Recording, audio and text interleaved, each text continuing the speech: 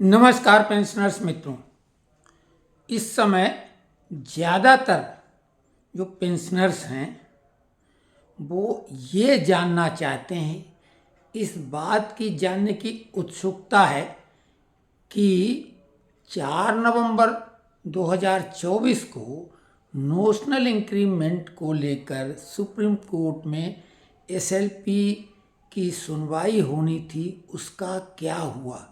कई लोगों ने लिखा, उनके कुछ लोगों के नाम बता देते हैं, जैसे प्रवीर कुमार बनर्जी, उसके अलावा राधेश्याम तिवारी जी, केवल कुमार जी, और इस तरीके से कई लोगों ने अलग अलग भाषा शैली में जो भी लिखा, व्यक्तिगत तौर से जानने की कोशिश की, सार्वजनिक रूप से।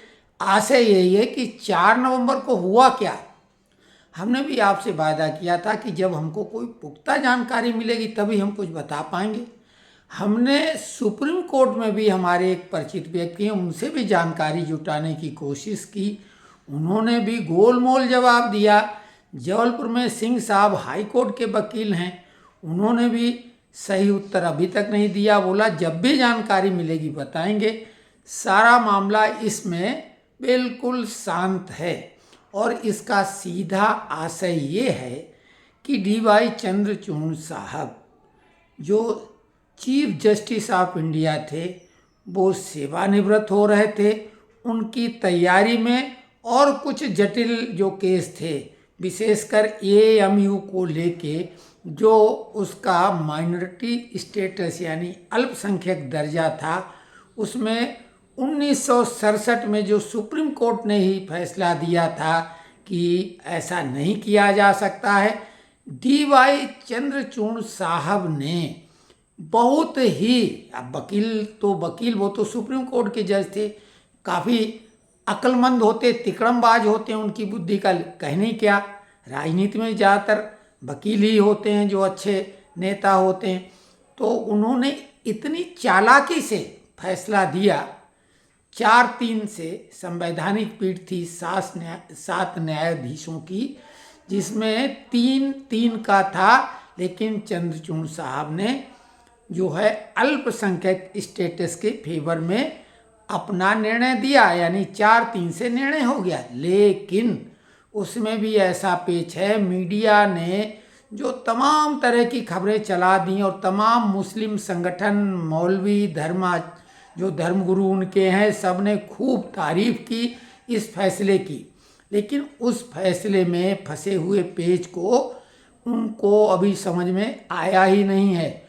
उन्होंने इसके बाद, ये पहली बार संभवतः ऐसा हो रहा होगा न्यायाधिकरण के मामले में, किसी न्याय के मामले में, कि 7 न्यायाधीशों की संवैधानिक खंडपीठ के फैसले की समीक्षा करके फाइनल यानी अंतिम निर्णय 3 जजों की खंडपीठ देगी।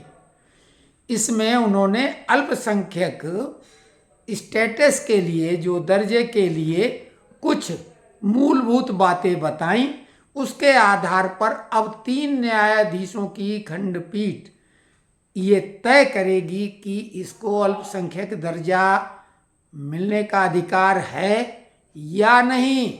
वाह भाई, खूब लूट ली। उनकी आलोचना हुई थी गणेश पूजा मोदी के साथ करने को लेके, और कई मामलों में लिब्रांडू गैंग उनका दुश्मन बन गया था, और उससे पिंड छुड़ाने के लिए उन्होंने एक ऐसा तरीका बनाया, किसी को नाराज नहीं किया। फैसला पढ़ने के बाद सरकार को भी लगा होगा कि हाँ ये तो मामला है, क्योंकि आपको मालूम है राजा महेंद्र प्रताप सिंह जो जाट राजा थे, बहुत बड़ा उनका दायरा था शासन का। उन्होंने 1919 में 2 रुपये प्रतिवर्ष लीज पर 90 वर्ष के लिए,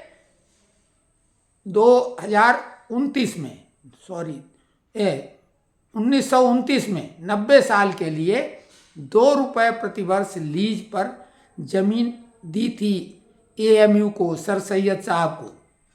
तो अब उसमें एक ये भी कंडीशन है कि स्थापना किसने की और जमीन किसने दी, इस आधार पर अल्पसंख्यक दर्जा मिलेगा। तो पेच फंसा हुआ है। मीडिया ने बहुत कुछ चलाया, सही बात नहीं बताई। तो अभी ऐसा बिल्कुल नहीं है कि वो फैसला हो गया। 7 जजों के बाद 3 जज उसमें करेंगे। तो इस मामले को लेके हम आपको ये इसलिए बता रहे हैं कि हम लोगों का एसएलपी कहाँ, क्योंकि ये तो पेंशनरों का मामला है। पेंशनर और कर्मचारियों को तो जिसको बोलते हैं ना हाशिए पर डाल देना, उपेक्षा उनकी की ही जा रही है। अब ये सरकार कर रही, ब्यूरोक्रेट्स कर रहे हैं। हमारा मानना तो है ब्यूरोक्रेसी कर रही है सरकार के खिलाफ असंतोष पैदा करने के लिए, क्योंकि लिबरांडुओं की ताकत केवल एसोसिएशन और यूनियन तक रह गई है, और उसमें जो ब्यूरोक्रेट्स उनके बैठे हुए हैं, क्योंकि ताकतवर तो वही जो प्रमोट होके गए वो कांग्रेस के दौर के भर्ती हुए सभी लोग हैं, कमीशन उसी समय के हैं, वो जो मोस्ट पावरफुल पोस्ट हैं उन पे वही लोग हैं। तो वो इस सरकार की छवि खराब करने के लिए श्रमिक विरोधी छवि बनाने में लगे हुए हैं। अब ये सरकार को क्यों नहीं समझ में आ रहा, सरकार बड़े बड़े मुद्दों को तो बहुत आसानी से हल कर ले रही है, लेकिन उनके ऊपर ठप्पा लग रहा है श्रमिक विरोधी और पेंशनर्स विरोधी। इसमें हमारे मित्र हैं, उन्होंने कईयों ने लिखा है कि भाई ये तो सरकार से उम्मीद ही मत रखो, बीजेपी तो पेंशनरों की विरोधी है, जबकि उन्होंने कहा कि हम खुद बीजेपी के समर्थक हैं। लेकिन अब तो ये जाहिर हो रहा है कि भाई पेंशनरों के हित की इनको चिंता नहीं है, सही लग रहा है।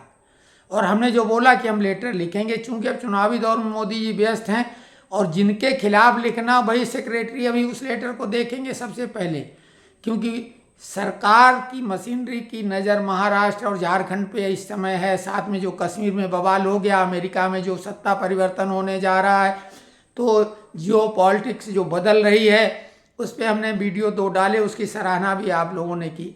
तो वीडियो में आप लोगों ने जो 4/11 के बारे में जानना चाहा उसके बारे में तो कोई भूल जाओ भी, क्योंकि पूरा सुप्रीम कोर्ट तो विदाई समारोह की तैयारी कर रहा था और जटिल मुद्दों पे अपने ढंग से इस तरह का फैसला दे रहे हैं कि तुम्हारी भी जय जय हमारी भी जय जय, न तुम हारे न हम हारे, क्योंकि लिब्रांडू गैंग बहुत ताकतवर है, उनसे डरते हैं ये सब लोग। तो खैर, उसके अलावा विनोद कुमार जी ने पूछा और 1-2 लोगों ने और कि वो जून में सेवानिवृत्त हुए हैं, कई लोगों ने बोला वो दिसंबर में हुए हैं।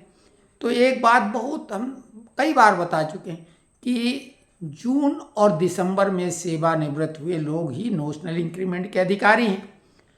अब वो उसमें पे कमीशन का उल्लेख नहीं है, वो कभी भी हुए हैं, लेकिन 5वें पे कमीशन 4थे पे कमीशन में जो लोग रिटायर हुए हैं और उनका इंक्रीमेंट अगले महीने ड्यू था, कायदे में उनको भी शामिल किया जाना चाहिए, लेकिन उनको तो शामिल नहीं किया जाएगा क्योंकि स्पष्ट उल्लेख जून और दिसंबर का है। और जून और दिसंबर में वो लोग जिनका इंक्रीमेंट अगले महीने ड्यू था, जैसे जून वालों का जुलाई में और दिसंबर वालों का जनवरी में, वो ही नोशनल इंक्रीमेंट के अधिकारी हैं। अगर जून में रिटायर होने वाले का इंक्रीमेंट जनवरी में लगने वाला था तो वो हकदार नहीं है, और दिसंबर में रिटायर होने वाले का इंक्रीमेंट अगर जुलाई में ड्यू था तो वो भी हकदार नहीं।